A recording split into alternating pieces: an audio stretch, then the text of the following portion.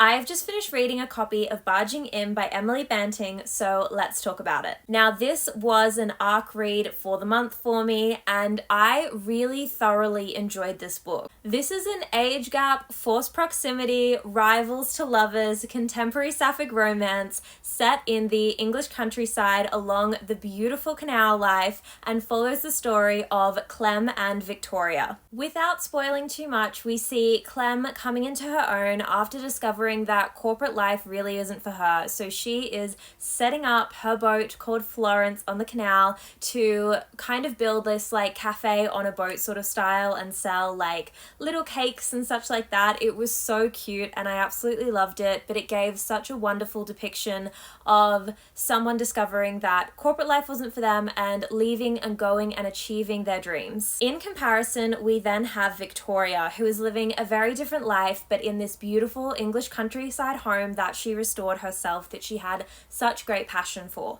Victoria is a beautiful architect for her husband's firm and is looking to renovate apartment buildings on this canal. However, given that Clem's boat is a giant orange boat called Florence, it is a little bit of an eyesore and a hinge in her plans. So this very much starts out as a workplace rivals to lovers kind of romance. One of the elements of this book that I really significantly loved was the strong element of starting over, coming into new things in your life at a later age. Both of the main characters in this book are in their 40s or 50s. This is an age gap romance, which was a lot of fun to read, but reading about an older age demographic and starting over in life, whether that be through career or relationship or anything else, was so refreshing to read about, particularly when it's not designed for people that are in their 20s and 30s. It gave such a refreshing perspective. I absolutely adored it so much. These two characters really do show such amazing growth throughout this book. They show so much support for one another eventually, and